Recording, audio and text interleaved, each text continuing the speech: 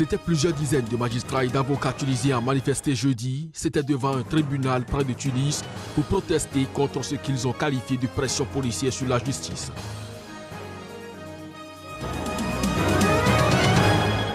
Tournée africaine du président turc, la Turquie promet 5 millions de dollars pour financer la force militaire africaine de lutte contre le groupe djihadiste actif au Sahel, a déclaré Recep Tayyip Erdogan à Nouakchott. Couple de botanistes britanniques portés disparus en Afrique du Sud, la justice a placé jeudi en détention provisoire un couple soupçonné de cet enlèvement et d'avoir des liens avec le groupe djihadiste État islamique. C'était là le sommaire du journal. Bonjour et bienvenue à tous. Tournée africaine du président turc Recep Tayyip Erdogan, avant de se rendre à Dakar au Sénégal, a fait une annonce en Mauritanie. La Turquie fera une contribution de 5 millions de dollars pour financer la force militaire africaine de lutte contre le groupe djihadiste actif au Sahel. Reportage. Le président turc Recep Tayyip Erdogan justifie l'appui de son pays au G5 Sahel par le fait que la Turquie fait partie des pays qui comprennent le plus les dangers auxquels sont confrontés les pays du Sahel. Une aide financière de 4 millions d'euros a été donc consentie pour appuyer la force conjointe africaine. Cette annonce a été faite peu avant de quitter la Mauritanie pour le Sénégal, troisième étape d'une tournée en Afrique du Nord et de l'Ouest. Pour plus efficacement lutter contre les groupes djihadistes qui se jouent des frontières, 5 États de la région ont mis sur pied la force du G5 Sahel qui devrait compter 5 000 soldats d'ici à la mi-2018. Les contributions totales pour cette force qui était de 414 millions d'euros passent à 418 millions d'euros avec l'apport de la Turquie. Recep Tayyip Erdogan, qui s'était rendu en Algérie en début de semaine, devrait s'être entretenu jeudi avec son homologue sénégalais Macky Sall au palais présidentiel de Dakar. Au programme, la participation à un forum économique et la visite des chantiers d'un stade et d'un centre de logistique réalisés par des entreprises turques. Le président turc doit achever ce vendredi sa tournée africaine par une étape de quelques heures au Mali. Polémique liée à la présidentielle de 2019 au Sénégal. Nous y sommes encore. L'opposition réclame la démission du ministre de l'Intérieur, Aly Ngouille Ndiaye, ce après qu'il ait déclaré sur une chaîne de télévision avoir le souhait que le président Macky Sall gagne au premier tour en 2019. Plus de précisions à travers cet élément. Accusation de forfaiture, appel à la démission, c'est peu dire que la sortie du ministre a fait réagir l'opposition sénégalaise. Il vient de démontrer aux yeux de tous qu'il ne peut organiser des élections sincères et démocratiques vu son aveu de travailler pour le candidat Macky Sall. Assène dans un communiqué publié le 26 février, le Parti démocratique sénégalais, la formation de l'ancien président Abdoulaye Wade. De son côté, l'initiative pour des élections démocratiques qui rassemble 20 partis et organisations de l'opposition a appelé à un rassemblement vendredi devant le ministère de l'Intérieur afin d'empêcher Aly Ngouille Ndiaye d'organiser les élections et de faire en sorte qu'une autorité indépendante s'en occupe. Le 9 février, environ 1 millier de personnes s'étaient déjà rassemblées à l'appel de l'IED afin de réclamer plus de transparence dans le processus électoral. L'organisation des élections est devenue un sujet brûlant au Sénégal. La faute à l'invraisemblable micmac lors des législatives de l'été dernier autour de la distribution des nouvelles cartes électorales. En raison de l'impréparation du ministère et de projections faussées dès le départ, près d'un tiers des cartes n'avaient pas pu être distribuées à temps, obligeant le président Macky Sall à saisir le Conseil constitutionnel afin d'autoriser les Sénégalais à voter avec d'autres documents. Au Sénégal, une commission autonome est chargée de superviser et de contrôler le processus électoral dont la réalisation incombe au ministère de l'Intérieur. Couple de botanistes britanniques portés disparus en Afrique du Sud. La justice sud-africaine a placé jeudi en détention provisoire un homme et une femme soupçonnés de cet enlèvement. Ils sont également accusés d'avoir des liens étroits avec le groupe djihadiste État islamique. Fatima Patel et Saifedean Aslam Delvicchio sont apparus pour la première fois devant un tribunal de Verulam, près de Durban, en Afrique du Sud. Respectivement âgés de 27 et de 38 ans, ils ont été arrêtés la semaine dernière. Au terme d'une brève audience, le juge a décidé d'écrouer les 2 accusés ainsi qu'un complice présumé poursuivi pour des délits moindres jusqu'à une prochaine audience fixée au 6 mars. En effet, le couple de suspects est accusé du kidnapping en février de Rhodes et Rachel Sanders en vacances dans la province du KwaZulu-Natal. La police sud-africaine s'est lancée à leur recherche jusque-là en vain.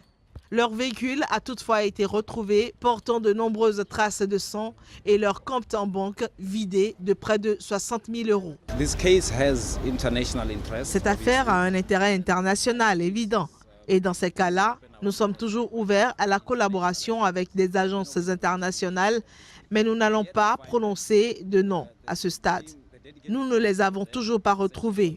Une équipe spéciale est à leur recherche en ce moment.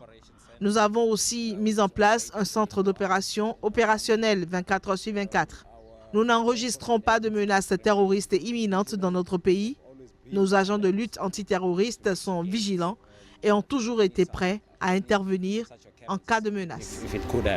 La police soupçonne en outre le couple d'être proche de l'État islamique. Selon elle, ils auraient notamment hissé dans une réserve du KwaZulu-Natal un drapeau noir aux couleurs de l'organisation djihadiste. Ils étaient plusieurs dizaines de magistrats et d'avocats tunisiens à manifester jeudi en Tunisie. C'était devant un tribunal près de la capitale pour protester contre ce qu'ils ont qualifié de pression policière sur la justice. Reportage.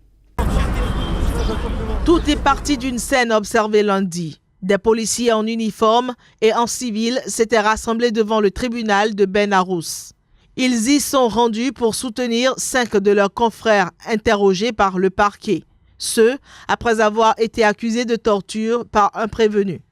Les agents ont scandé des slogans appelant à la liberté des policiers, provoquant un tollé chez plusieurs organisations qui les ont accusés de porter atteinte à la bonne marche de la justice. Ce qui s'est passé porte atteinte à l'indépendance du pouvoir judiciaire parce qu'une pression a été exercée sur le procureur de la République et le juge d'instruction chargé de la question de la torture. Il y a une pression sur eux pour qu'ils n'exercent pas leurs fonctions de manière indépendante et impartiale. Les agents de l'ordre ne sont pas au-dessus de la loi et sont chargés de protéger les institutions étatiques. L'État ne fait pas son devoir et ne fait pas ce qu'il faut faire en ce qui concerne surtout la justice et la magistrature. Malheureusement, le système judiciaire est devenu manipulé par tout le monde. Il n'y a pas de véritable immunité et de protection réelle pour que les juges fassent leur devoir. La pression exercée par les forces de sécurité sur les magistrats et avocats est très dangereuse, étant donné qu'elles ont forcé le juge d'instruction à libérer les agents de sécurité. Des agents armés se tenaient devant le tribunal et nous avons des photos le prouvant. C'est un précédent dangereux et inacceptable. L'activisme des syndicats de police, dont des représentants sont souvent invités sur les plateaux de télévision, fait régulièrement polémique en Tunisie. Des organisations de la société civile les accusent d'ingérence dans les affaires politiques et judiciaires. Direction l'Hexagone, Marine Le Pen a été mise en examen jeudi par un juge de Nanterre pour diffusion d'images violentes. En effet, en décembre 2015, la présidente du Front National avait tweeté des photos d'exaction du groupe État islamique. Reportage. La présidente du Front National n'est pas la première personne à être épinglée dans ce dossier en France. En janvier déjà, le député apparenté FN, Gad Gilbert Collard, avait été mis en examen pour le même motif. La diffusion d'images violentes est un délit passible de 3 années d'emprisonnement et 115 000 € d'amende. Marine Le Pen s'étonne d'être mise en examen pour avoir dénoncé l'horreur du Daesh. Elle estime que dans d'autres pays, ça lui vaudrait une médaille et que la persécution politique en France n'a même plus la limite de la décence. En effet, la chef de file de l'extrême droite française avait tweeté le 16 décembre 2015 des photos issues de la propagande de l'organisation djihadiste État islamique.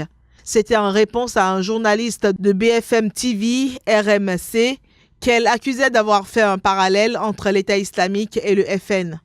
Les photos montraient un soldat syrien écrasé vivant sous les chenilles d'un char, un pilote jordanien brûlé vif dans une cage et une photo du journaliste américain James Foley, le corps décapité et la tête posée sur le dos. Ces publications avaient immédiatement soulevé un tollé au sein de la gauche, alors au gouvernement, et de la droite, mais aussi au-delà du monde politique. Le parquet de Nanterre avait lancé le jour même une enquête pour diffusion d'images violentes suite à un signalement des clichés par le ministre de l'Intérieur d'alors, Bernard Cazeneuve, à la direction de la police judiciaire. 2 informations judiciaires distinctes avaient ensuite été ouvertes. Neymar Junior est arrivé au Brésil tôt jeudi. Il s'y est rendu pour se faire opérer samedi du pied droit. Mais le médecin de la Seleção a annoncé qu'il lui faudra jusqu'à 3 mois de récupération. Reportage. L'intervention chirurgicale du joueur brésilien Neymar se fait à un peu plus de 100 jours de la Coupe du Monde en Russie. Le crack du Paris Saint-Germain est arrivé en provenance de Paris avec Rodrigo Lasmar, médecin de la sélection brésilienne qui doit l'opérer. Après de nouveaux examens hospitaliers de Neymar mercredi, d'après le docteur, tout le monde était d'accord pour une intervention chirurgicale. Un traitement conservateur sans opération aurait augmenté les risques de rechute. Il ne s'agit pas d'une simple fissure, mais d'une fracture d'un os important au milieu du pied. Le temps de récupération de cette fracture est donc de 2 à 3 mois. Notre évaluation pour le moment correspond à cette durée qui dépend beaucoup de la vitalité du joueur. Neymar sera évalué à l'hôpital Mater Dei de Belo Horizonte samedi matin. L'horaire exact sera organisé parce qu'on vient juste de revenir de voyage. Mais ces informations sont définitives. Pour Neymar, qui veut avant tout briller au mondial en Russie, l'opération doit permettre un rétablissement plus sûr. Au pays du foot roi, on ne pense qu'à ça. Gagner une 6e Coupe du Monde avec Neymar à la pointe de l'attaque. Le commissaire européen en charge de la sécurité alimentaire était jeudi au Salon de l'agriculture à Paris, l'occasion pour lui de rappeler que l'utilisation de certains pesticides relevait de la responsabilité des États membres et non de l'Union européenne. On l'écoute. À propos de certains pesticides, certaines personnes restent silencieuses, mais à propos du glyphosate, les gens pleurent. Pourquoi ? En raison du jeu politique, bien sûr, mais je ne suis pas chargé de discuter des questions politiques avec les États membres.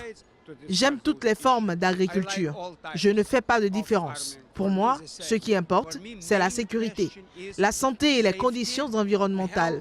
C'est ça le problème, et peu importe que vous utilisez du cuivre ou que vous utilisiez du glyphosate. C'est aux États membres de décider comment ils peuvent se comporter avec des pesticides, parce que chaque pays a des conditions géographiques différentes, des agricultures différentes, des approches différentes, beaucoup de différences, des conditions climatiques différentes. Une chose est la Finlande et l'autre la France. Mesdames, Messieurs, ce sera donc tout pour cette édition. Bon week-end à chacun et à tous. Au revoir.